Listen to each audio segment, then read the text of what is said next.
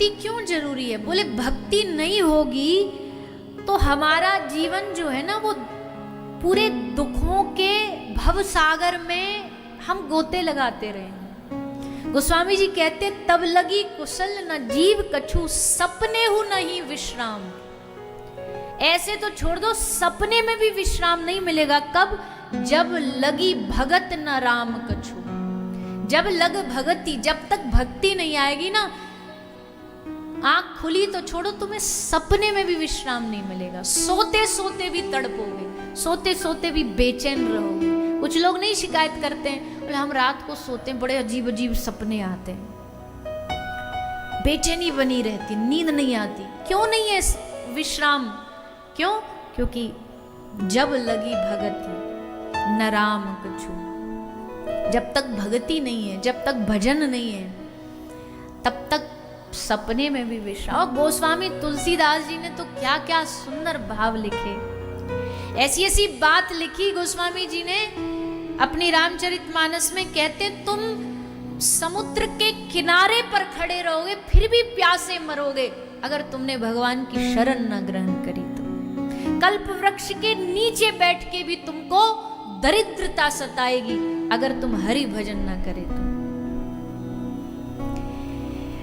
इसलिए अच्छा, भक्ति महारानी आती कैसे जीवन में, अब ये भी सुन लो थोड़ा सा। भक्ति के 2 कर्ण फूल हैं। एक भक्तमाल ग्रंथ आता, नाभाजी ने लिखा है, बहुत सुंदर ग्रंथ है। उसमें भक्ति का श्रृंगार लिखा है नाभाजी ने।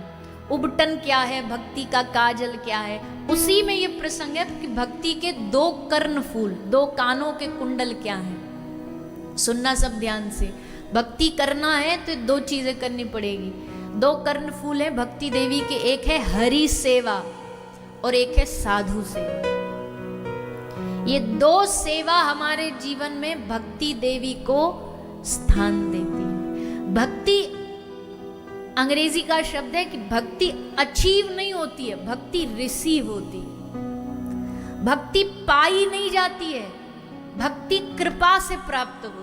भक्ति को अचीव नहीं किया जाता, रिसीव किया जाता है। किसी साधु के द्वारा ये भक्ति आपकी झोली में डाली जाएगी, ये भक्ति आपको दी जाएगी, कृपा के फल से दी जाएगी।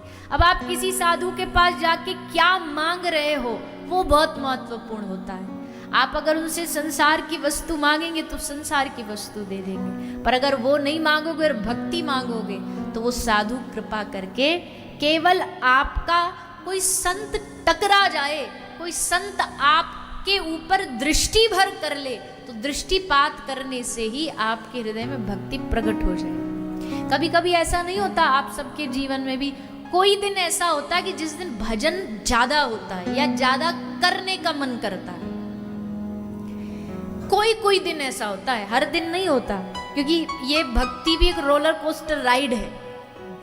यहाँ भी ऊपर नीचे मन कभी लग रहा है, कभी एकदम हट जाएगा, कभी मन कर रहा है खूब भजन कर ले, कभी तो छूने का भी मन नहीं करेगा। ये भी एक प्रकार का एक राइड है, चलती रहती है, कभी ऊपर और सबकी चलती है। ऐसा नहीं कोई ये सोचे कि भैया जो कोई बड़ा भजनानंदी है तो उसका मन 24 घंटे ही लगा रहेगा, नहीं, उनके जीवन में भी होता है, कभी ज्यादा कभी कम।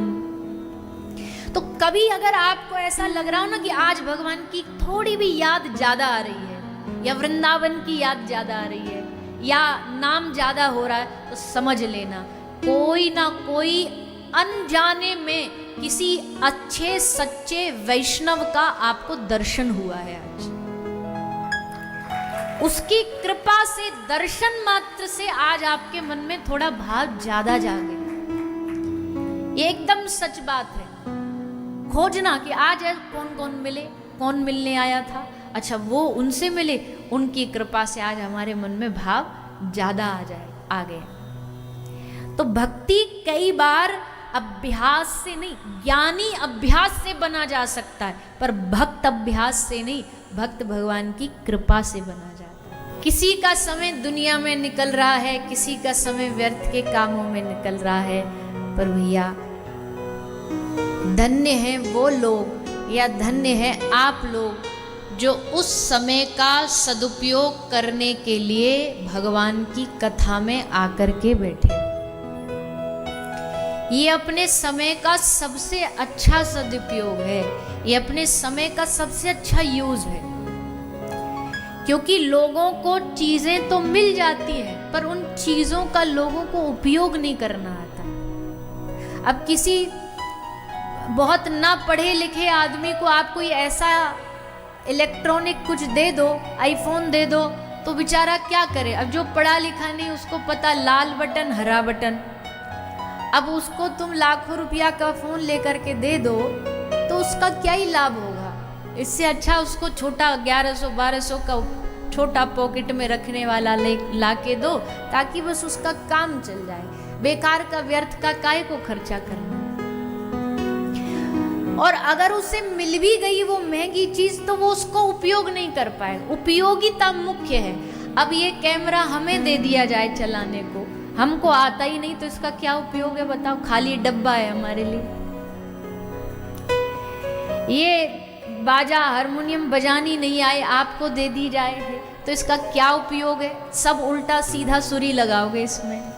तबला नहीं बजाना आए तो बस धम धम मारते ही रहेंगे इसको। किसी भी वस्तु की उपयोगिता आना जरूरी है। वस्तु मिलना बड़ी बात नहीं है, उस वस्तु का उपयोग आना, उस वस्तु का यूज आना, उस वस्तु को यूजफुल रहना हमारे जीवन में, वो बहुत बड़ी बात है। समय सबको मिला है और सबको बराबरी का मिला है। ये भी बहुत अच्छी बात करी भगवान ने। ऐसा नहीं है कि अगर इस दुनिया का सबसे बड़ा साइंटिस्ट एल्बर्ट आइंस्टाइन रहा तो उसको भगवान ने 24 घंटे की जगह एक्स्ट्रा 5 घंटे और दे दिए हो कि जा तेरे लिए 30 घंटे दिए हमने। या भगवान की जो भक्ति करने वाले भक्त थे, क्या उनको भगवान ने डबल समय दिया हमसे? बोलिए ना, 24 घंटे ही मिले ना सबको।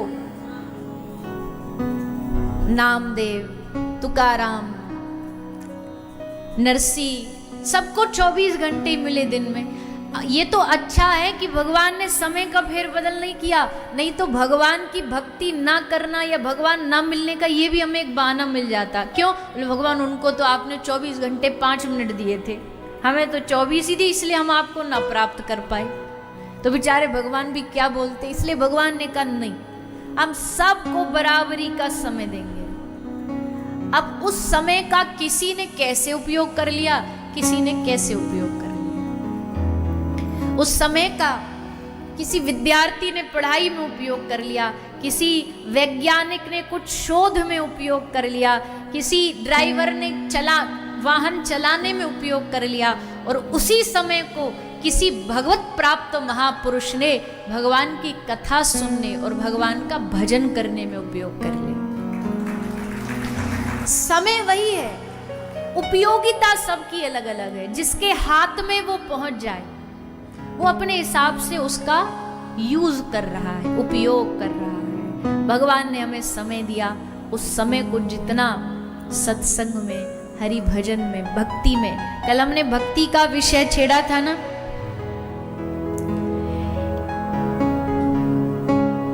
एक बात और उसमें जोड़ दें आज। अच्छा पहले ये बताओ, आप लोग को भक्ति चाहिए कि नहीं चाहिए? कि हम बेकार में बड़बड़ करें तो फायदा क्या है?